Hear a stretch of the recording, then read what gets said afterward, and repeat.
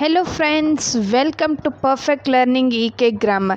Perfect Learning EK Grammarಗೆ ತಮಗೆಲ್ಲರಿಗೂ ಸ್ವಾಗತ. ನಾವು ಈಗಿನ ತರಗತಿಗಳಲ್ಲಿ ಆಕ್ಟಿವ್ ವಾಯ್ಸ್ ಮತ್ತು ಪ್ಯಾಸಿವ್ ವಾಯ್ಸ್ ಬಗ್ಗೆ ಅಧ್ಯಯನ ಮಾಡ್ತಾ ಇದ್ದೀವಿ, ಹೌದಾ?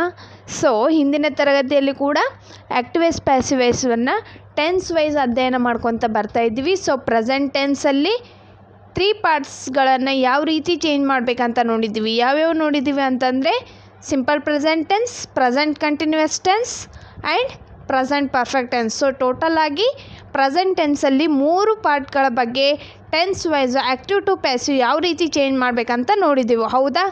ಮತ್ತು ನಾನು ಟೆನ್ಸ್ ವೈಸ್ ವರ್ಬ್ ಚೇಂಜ್ ಆಗೋ ಟೈಮಲ್ಲಿ ಒಂದು ಟೆನ್ಸನ್ನು ಬಿಟ್ಟಿದ್ದೆ ಪ್ರೆಸೆಂಟಲ್ಲಿ. ಯಾವುದು? Present perfect continuous tense. ಈ ಟೆನ್ಸು ಆ್ಯಸ್ ಇಟ್ ಈಸ್ ಬರೆಯಲ್ಪಡ್ತದೆ ಅಂತಂದರೆ ಆಬ್ಜೆಕ್ಟ್ ಮತ್ತು ಸಬ್ಜೆಕ್ಟ್ ಮಾತ್ರ ಪ್ಲೇಸಸ್ ಚೇಂಜ್ ಆಗ್ತವೆ ಮತ್ತು ಬೈ ಆ್ಯಡ್ ಮಾಡಲು ಬರ್ತದೆ. ಆದರೆ ಹೆಲ್ಪಿಂಗ್ ವರ್ಬು ಮತ್ತು verb as it is same ಬರೆಯಲ್ಪಡ್ತವೆ. ಹಾಗಾಗಿ ವರ್ಬ್ ಫಾರ್ಮ್ ಚೇಂಜ್ ಆಗೋ ಟೈಮಲ್ಲಿ ನಾನು ಅದನ್ನು ಕ್ಯಾನ್ಸಲ್ ಮಾಡಿದ್ದೀನಿ. ಸೊ ಆ ಲಿಸ್ಟಲ್ಲಿ ಅದನ್ನು ಕೊಟ್ಟಿಲ್ಲ, ಓಕೆನಾ? ಅದು ಆ್ಯಸ್ ಇಟ್ ಈಸ್ ಬರೆಯೋದು ಇರುತ್ತೆ. ಸೊ ಹಾಗಾಗಿ ನಾವು ಇವತ್ತೇನು ನೋಡೋಣ? ನೆಕ್ಸ್ಟ್ ಪ್ರೆಸೆಂಟ್ ಟೆನ್ಸ್ ಆದ ನಂತರ ಯಾವ್ದು ಬರುತ್ತೆ? Past tense. ಸೊ ಪಾಸ್ಟ್ ಟೆನ್ಸಲ್ಲಿ ಕೂಡ ನಾನು ಕೈಂಡ್ಸ್ಗಳನ್ನು ಕೊಟ್ಟಿದ್ದೆ. ಆ ಕೈಂಡ್ಸ್ಗಳಲ್ಲಿ ಯಾವ ರೀತಿ ವರ್ಬ್ ಚೇಂಜ್ ಆಗುತ್ತೆ ಅಂತಲೂ ಕೊಟ್ಟಿದ್ದೆ. ಸೊ ಆ ಕೈಂಡ್ಸ್ಗಳಲ್ಲಿ ಯಾವ ರೀತಿ ಆ್ಯಕ್ಟಿವ್ ಟು ಪ್ಯಾಸಿವ್ ಮಾಡೋ ಟೈಮಲ್ಲಿ ವರ್ಬ್ ಮತ್ತು ಹೆಲ್ಪಿಂಗ್ ವರ್ಬ್ ಯಾವ ರೀತಿ ಚೇಂಜ್ ಆಗುತ್ತೆ ಅಂತ ಲಿಸ್ಟ್ ಕೊಟ್ಟಿದ್ದೀನಿ. ಸೊ ಆ ಲಿಸ್ಟ್ ನೋಡ್ಕೊಳ್ಳಿ ಮತ್ತು ಇವತ್ತಿನ ಕ್ಲಾಸನ್ನು ಸ್ಟಾರ್ಟ್ ಮಾಡೋಣ, ಓಕೆನಾ? ಇವತ್ತು ನಾವು ಏನು ಮಾಡೋಣ? ಪಾಸ್ಟ್ ಟೆನ್ಸಲ್ಲಿ ಫಸ್ಟ್ ಪಾಯಿಂಟ್ ಯಾವುದು? Simple past tense. ಸೊ ನಾವೇನು ಮಾಡೋಣ? ಸಿಂಪಲ್ ಪಾಸ್ಟ್ ಟೆನ್ಸ್ ಬಗ್ಗೆ ಇವತ್ತು ಅಧ್ಯಯನ ಮಾಡೋಣ. ಆ್ಯಕ್ಟಿವ್ ಟು ಪ್ಯಾಸಿವ್ ಯಾವ ರೀತಿ ಚೇಂಜ್ ಮಾಡೋದು ಅಂತ ನೋಡೋಣ. ಈಸಿಯಾಗಿ ಟ್ರಿಕ್ಸ್ಗಳ ಮೂಲಕ ನಾವು ಚೇಂಜ್ ಮಾಡೋಣ, ಓಕೆನಾ? ಸೊ ನಾನು ಹೇಳಿದ್ದೆ ಫಸ್ಟ್ ಏನು ಮಾಡಬೇಕು? ಸೆಂಟೆನ್ಸ್ ಓದ್ಕೊಳ್ಳೋಣ. ಫಸ್ಟ್ ಏನಿದೆ? First one, he gave a pen, ಓಕೆನಾ? ಸೊ ಇದು ಸಿಂಪಲ್ ಪಾಸ್ಟ್ ಅಂತ ನಿಮಗೆ ಹೇಗೆ ಗೊತ್ತಾಯಿತು? ಟೆನ್ಸ್ ಹೇಳೋ ಟೈಮಲ್ಲಿ ಹೇಳಿದ್ದೆ, ಹೌದಾ? ಹೇಗೆ ಗೊತ್ತಾಯಿತು? ಇಲ್ಲಿ ನೋಡಿ, ಮೇನ್ ವರ್ಬು V2 ಫಾರ್ಮಲ್ಲಿದೆ ಮತ್ತು ಯಾವುದೇ ರೀತಿ ಹೆಲ್ಪಿಂಗ್ ವರ್ಬ್ಗಳು ಇಲ್ಲ. ಹಾಗಾಗಿ ಇದೇನಾಯಿತು? ಸಿಂಪಲ್ ಪಾಸ್ಟ್ ಟೆನ್ಸ್ ಆಯಿತು, ಹೌದಾ? ನೀವು ಸೆಂಟೆನ್ಸ್ ಟೆನ್ಸ್ ಫೈಂಡ್ ಔಟ್ ಮಾಡಿದ್ರಿ, ಓಕೆನಾ? ಸೊ ಇವಾಗ ಏನು ಮಾಡಬೇಕು? ನಾವು ಈ ಸೆಂಟೆನ್ಸನ್ನು 3 ಪಾರ್ಟ್ಸಾಗಿ ಡಿವೈಡ್ ಮಾಡಬೇಕಲ್ಲ? So first one subject, second one verb, third one object. Okay, ಇದೇನಿದೆ? ಆ್ಯಕ್ಟಿವ್ ವಾಯ್ಸ್ ಸೆಂಟೆನ್ಸ್ ಇದೆ. ಸೊ ಇದನ್ನು ನಾವೇನು ಮಾಡಬೇಕು? ಇವಾಗ ಪ್ಯಾಸಿವ್ಗೆ ಕನ್ವರ್ಟ್ ಮಾಡ್ಕೊಳ್ಬೇಕು, ಓಕೆನಾ? ಸೊ ಇವಾಗ ಏನು ಮಾಡೋಣ? ಆಬ್ಜೆಕ್ಟ್ ತಂದು ಸಬ್ಜೆಕ್ಟ್ ಪ್ಲೇಸಿಗೆ ಬರಿಬೇಕು, ಹೌದಾ? ಪ್ಯಾಸಿವ್ ವಾಯ್ಸ್ ಮಾಡುವಂತಹ ನನ್ನ ಮೆಥಡ್ ಏನು ಹೇಳಿದ್ದೀನಿ? ಆಬ್ಜೆಕ್ಟ್ ಇದ್ದಿದ್ದು ಸಬ್ಜೆಕ್ಟ್ ಪ್ಲೇಸಿಗೆ ಬರಿಬೇಕು ಅಂತ ಹೇಳಿದ್ದೀನಿ, ಹೌದಲ್ಲ? ಸೊ ನಾವು ಏನು ಮಾಡೋಣ? ಆಬ್ಜೆಕ್ಟ್ ಅ ಪೆನ್ ಅಂತಿದ್ದು ಎ ಪೆನ್ ಅಂತ ಬರ್ದೀವ, okay. So tense wise helping verb ನಾವು ಯೂಸ್ ಮಾಡಬೇಕಾಗುತ್ತೆ. Past tense helping verb was ಮತ್ತು ವೇರ್ ಬರ್ತವೆ, ಹೌದಾ? ಸೊ ಇಲ್ಲಿ ನೋಡಿ, ವಾಸ್ ಅಂತ ತೊಗೊಂಡಿದ್ದೀನಿ. ಗೇವ್ ಅಂತಿದ್ದು V3 ಫಾರ್ಮ್ ಆಗುತ್ತೆ ಪ್ಯಾಸಿವ್ ವಾಯ್ಸ್ ಮಾಡೋ ಟೈಮಲ್ಲಿ. ಗಿವ್, ಗೇವ್, ಗಿವನ್, ಓಕೆನಾ? ಸೊ ಗೇವ್ ಅಂತಿದ್ದು ವಾಸ್ ಅಥವಾ ವೇರ್ ಗಿವನ್ ಅಂತ ಆಗುತ್ತೆ ಅಂಥೇಳಿ ನಾನು ವರ್ಬ್ ಫಾರ್ಮೇಷನ್ ಚೇಂಜ್ ಆಗೋ ಟೈಮಲ್ಲಿ ಲಿಸ್ಟಲ್ಲಿ ಕೊಟ್ಟಿದ್ದೀನಿ ನಾನು. ಸೊ ಅಲ್ಲಿ ನೋಡಿ, ವಾಸ್ ಅಥವಾ ವೇರ್ ಅಂತ ಕೊಟ್ಟಿದ್ದೀನಿ. ಯಾಕಂತಂದರೆ ಇಲ್ಲಿ ಪೆನ್ಸ್ ಅಂತ ಬಂದಿತ್ತು ಅಂತಂದರೆ ವೇರ್ ಅಂತ ಬರ್ತಿತ್ತು. ಬಟ್ ಇಲ್ಲಿ ಪೆನ್ ಅಂಥೇಳಿ ಸಿಂಗ್ಯುಲರ್ ಬಂದಿದೆ, ಹಾಗಾಗಿ ವಾಸ್ ಅಂತ ತೊಗೊಂಡಿದ್ದೀನಿ. ಕರೆಕ್ಟ್ ಅಲ್ಲ? ಸಿಂಗ್ಯುಲರ್ ಇದ್ದಾಗ ವಾಸ್ ಅಂತ ತೊಗೋಬೇಕು ಮತ್ತು ಪ್ಲೂರಲ್ ಇದ್ದಾಗ ವೇರ್ ಅಂತ ತೊಗೋಬೇಕು. ಯಾವಾಗ? ಪಾಸ್ಟ್ ಟೆನ್ಸಲ್ಲಿ. Understand? Okay. A pen was given by him. By ಅನ್ನೋದು ಕಂಪಲ್ಸರಿ ಆ್ಯಡ್ ಮಾಡ್ತೀವ ನಾವು ಪ್ಯಾಸಿವ್ ವಾಯ್ಸ್ ಮಾಡೋ ಟೈಮಲ್ಲಿ. ಸೊ ಹಿ ಬಿಕಮ್ ಏನಾಗುತ್ತೆ? ಹಿಮ್ ಅಂತ ಆಗುತ್ತೆ. ಸೊ ಇದೇನಾಯಿತು? ಪ್ಯಾಸಿವ್ ವಾಯ್ಸ್ ಆಯಿತು, ಓಕೆನಾ? ನೋಡಿ, V3 ಫಾರ್ಮ್ ಬರ್ತೀವಿ, ಹೆಲ್ಪಿಂಗ್ ವರ್ಬ್ ಬರ್ತೀವಿ, ಆಬ್ಜೆಕ್ಟ್ ಬಂದು ಸಬ್ಜೆಕ್ಟ್ ಪ್ಲೇಸಿಗೆ ಬರ್ತೀವಿ, ಸಬ್ಜೆಕ್ಟ್ ಬಂದು ಆಬ್ಜೆಕ್ಟ್ ಪ್ಲೇಸಿಗೆ ಬರ್ತೀವಿ, ಆಫ್ಟರ್ ವರ್ಬ್ ಬೈಯನ್ನು ಆ್ಯಡ್ ಮಾಡಿದ್ದೀವಿ. ಓಕೆನಾ? ಇದಿಷ್ಟು ಫಾರ್ಮೇಷನ್ ಆಯ್ತಂತಂದರೆ ಸಿಂಪಲ್ ಪಾಸ್ಟ್ ಟೆನ್ಸನ್ನು ಈಸಿಯಾಗಿ ಆ್ಯಕ್ಟಿವ್ ಟು ಪ್ಯಾಸಿವ್ ಕನ್ವರ್ಟ್ ಮಾಡಿದ್ದೀರಿ. ಓಕೆನಾ? ಸೊ ನೆಕ್ಸ್ಟ್ ಸೆಂಟೆನ್ಸ್ ಏನಿದೆ? The farmer killed a snake ಅಂತ ಇದೆ. ಓಕೆನಾ? ಇಲ್ಲಿ ಕೂಡ ನಾವೇನು ಮಾಡೋಣ, ಸೆಂಟೆನ್ಸನ್ನು ಮೊದಲು 3 ಪಾರ್ಟ್ಸ್ ಆಗಿ ಡಿವೈಡ್ ಮಾಡ್ಕೊಳ್ಳೋಣ. ಓಕೆನಾ? ದ ಫಾರ್ಮರ್ ಇದೇನಾಗುತ್ತೆ? ಸಬ್ಜೆಕ್ಟ್ ಆಗುತ್ತೆ. ಕಿಲ್ಡ್ ಅನ್ನೋದೇನಾಗುತ್ತೆ? ವರ್ಬ್ ಆಗುತ್ತೆ. ಇದೇನಾಗುತ್ತೆ? Object. Okay, sentence simple past ಟೆನ್ಸಲ್ಲಿನೇ ಇದೆನಾ ನೋಡಿ, ಒನ್ ಟೈಮ್ ಚೆಕ್ ಮಾಡ್ಕೊಳ್ಳಿ. ನೋಡಿ, ಕಿಲ್ಡ್ ಎರಡು ಫಾರ್ಮಲ್ಲಿ ಸೇಮ್ ಬರ್ತವೆ. ಬಟ್ ಇದು ಪರ್ಫೆಕ್ಟ್ ಆಗಬೇಕಾಗಿತ್ತಂತಂದರೆ ಇಲ್ಲಿ ಹ್ಯಾಸ್ ಅಥವಾ ಹ್ಯಾಡು, ಹ್ಯಾವು ಏನಾದರೂ ಬೇಕಾಗಿತ್ತು. ಬಟ್ ಏನೂ ಇಲ್ಲ. ಹಾಗಾಗಿ ಇದು ನಾವೇನು ತಿಳ್ಕೊಬೇಕು? V2 ಫಾರ್ಮಲ್ಲಿದೆ ಅಂತ ತಿಳ್ಕೊಬೇಕು. ಸೊ V2 ಫಾರ್ಮಲ್ಲಿದ್ದಾಗ ಏನಾಗುತ್ತೆ? ಅದು ಪಾಸ್ಟ್ ಟೆನ್ಸ್ ಆಗುತ್ತೆ. ಹೌದಲ್ಲ? ಸೊ ಏನಾಗುತ್ತೆ? ಸಿಂಪಲ್ ಪಾಸ್ಟ್ ಟೆನ್ಸ್ ಆಗುತ್ತೆ ಈ ಸೆಂಟೆನ್ಸ್. ಸೊ ಇದೇನಿದೆ? ಆ್ಯಕ್ಟಿವ್ ವಾಯ್ಸ್ ಫಾರ್ಮಲ್ಲಿದೆ. ಇದಕ್ಕೆ ನಾವು ಪ್ಯಾಸಿವ್ ಆಗಿ ಚೇಂಜ್ ಮಾಡೋಣ. ಓಕೆನಾ? ಸೊ ಇವಾಗ 3 ಪಾರ್ಟ್ಸ್ ಮಾಡ್ಕೊಂಡಿವಿ. ಇವಾಗ ಏನು ಮಾಡಬೇಕು? ಫಸ್ಟು ಆಬ್ಜೆಕ್ಟ್ ಬಂದು ಸಬ್ಜೆಕ್ಟ್ ಪ್ಲೇಸಿಗೆ ಬರಿಬೇಕು. ಬರ್ದಿವ ಅ ಸ್ನೇಕ್ ಅಂತ ಬರ್ದಿವಿ. ಮತ್ತು ಇಲ್ಲಿ ಕೂಡ ಏನು ಮಾಡ್ತೀವಿ? ವಾಸ್ ಅಂತ ತೊಗೊಂಡಿವಿ. ಯಾಕಂದರೆ ಸ್ನೇಕ್ ಅನ್ನೋದು ಒಂದೇ ಇದೆ, ಹಾಗಾಗಿ ವಾಸ್ ಅಂತ ತೊಗೊಂಡಿವಿ. ಇಲ್ಲಿ ಕಿಲ್ಡ್ ಅಂತಲೇ ತೊಗೊಂಡಿದ್ದೀವಿ.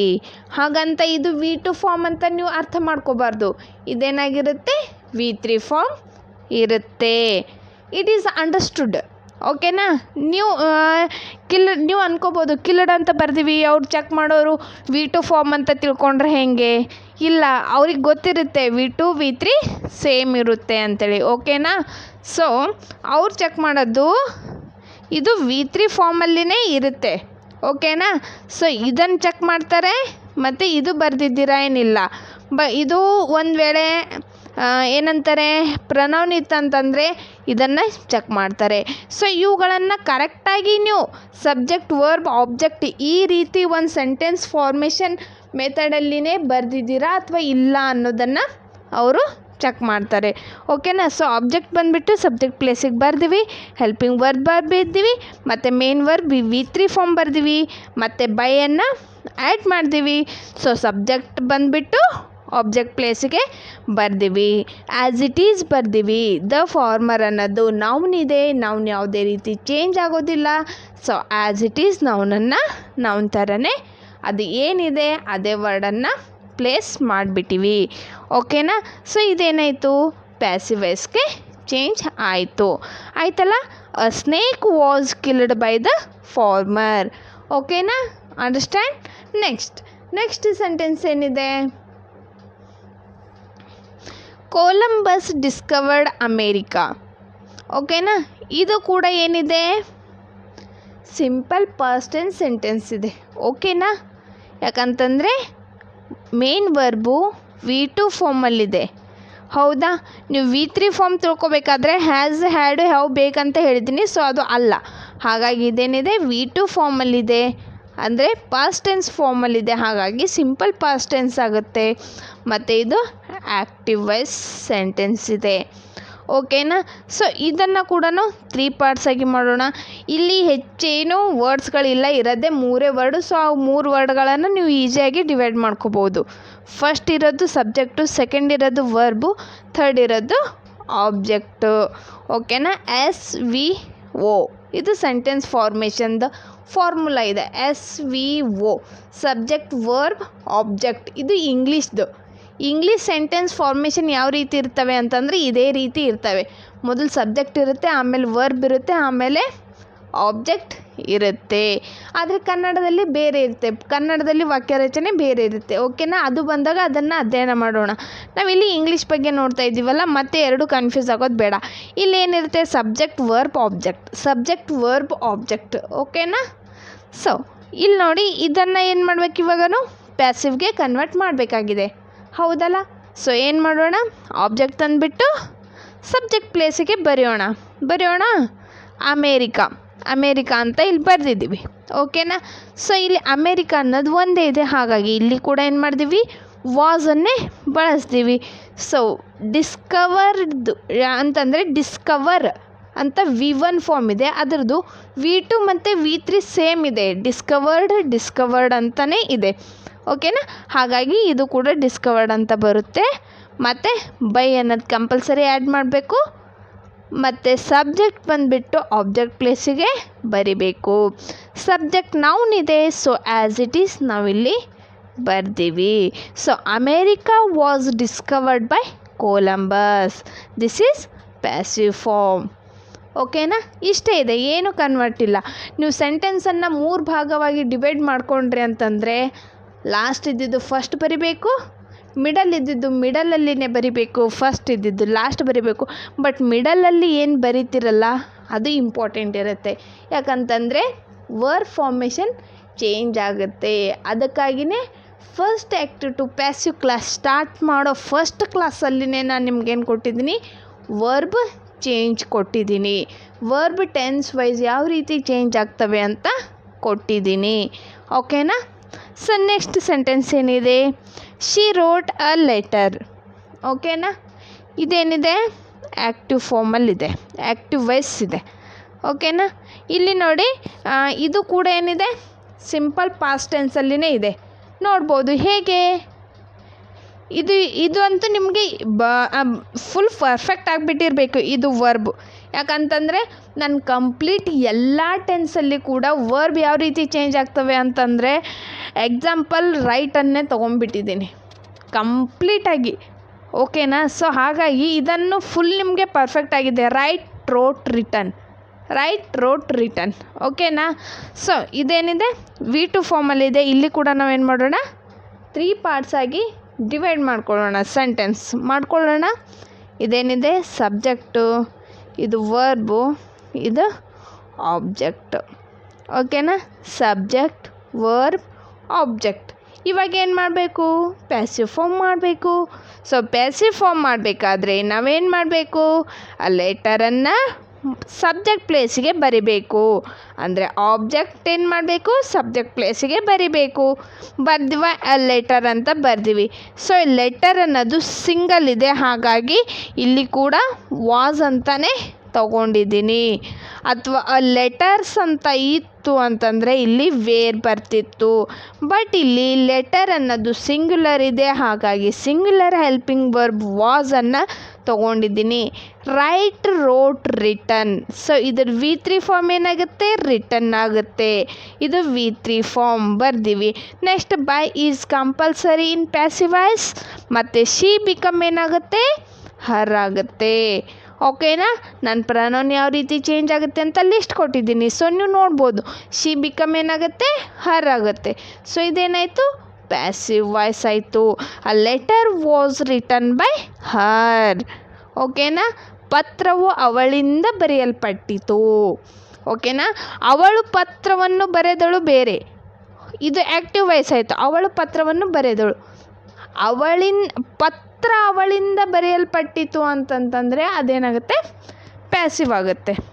ವಸ್ತುವನ್ನು ಮುಖ್ಯವಾಗಿ ತೋರಿಸೋದಿದೆ ಇರುತ್ತಲ್ಲ, ಅದೇನಾಗುತ್ತೆ, ಪ್ಯಾಸಿವ್ ವಾಯ್ಸ್ ಆಗುತ್ತೆ. ಓಕೆನಾ. ವ್ಯಕ್ತಿಯನ್ನು ಮೇನಾಗಿ ತೋರಿಸಿದ್ರೆ ಅದು ಆ್ಯಕ್ಟಿವ್ ವಾಯ್ಸ್ ಆಗುತ್ತೆ. ಇದು ಬೈ ಮೇಲೆ ನಿಮಗೆ ಬೈ ಮತ್ತು V3 ಫಾರ್ಮ್ ಮೇಲೆ ನೀವು ಪ್ಯಾಸಿವ್ ವಾಯ್ಸನ್ನು ಫೈಂಡ್ ಔಟ್ ಮಾಡಬೇಕು. ಓಕೆನಾ.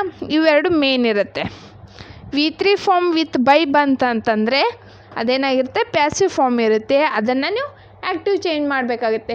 ಬಟ್ ಇವಾಗ ನಾವು ಮೊದಲೇ ಏನು ನೋಡ್ತಾ ಇದ್ದೀವಿ, ಆ್ಯಕ್ಟಿವ್ ಟು ಪ್ಯಾಸಿವ್ ಯಾವ ರೀತಿ ಮಾಡಬೇಕಂತ ನೋಡ್ತಾ ಇದ್ದೀವಿ. ಸೊ ಒಂದೊಂದಾಗಿ ನೀಟಾಗಿ ಡಿಟೇಲಾಗಿ ನೋಡ್ಕೊಂಡು ಹೋಗೋಣ. ಗಡಿಬಿಡಿ ಮಾಡಿ ಅಷ್ಟು ಒಮ್ಮೆಲೆ ಕಲಿತೀವಿ ಅಂತಂದರೆ ಅರ್ಥ ಆಗೋದಿಲ್ಲ. ಸ್ವಲ್ಪ ಕಲಿತರೂ ಕೂಡ ಕರೆಕ್ಟಾಗಿ ಅರ್ಥ ಮಾಡಿಕೊಂಡ್ರೆ ನಿಮಗೆ ಲೈಫ್ ಲಾಂಗ್ ಯೂಸ್ ಆಗುತ್ತೆ. ಪ್ರತಿಯೊಂದು ಕಾಂಪಿಟೇಟಿವ್ ಎಕ್ಸಾಮಲ್ಲಿ ಇಂಗ್ಲೀಷ್ ಗ್ರಾಮರ್ ಇದ್ದೇ ಇರ್ತದೆ. ಓಕೆನಾ. ಸೊ ನಿಮಗೆ active voice passive voice use ಆಗಿಲ್ಲ ಅಂತಂದರೂ ಕೂಡ ನಿಮಗೆ ವರ್ಬ್ ಸೆಂಟೆನ್ಸ್ ಫಾರ್ಮೇಷನ್ ಯಾವ ರೀತಿ ಇರುತ್ತೆ ಇದನ್ನಾದರೂ ಹೆಲ್ಪ್ ಆಗುತ್ತೆ. ಮತ್ತು ಇವಾಗ ನೋಡಿ ಟೆನ್ಸ್ಗಳು ಮತ್ತೆ ರಿಪೀಟ್ ಆಗ್ತಾ ಇದ್ದಾವೆ.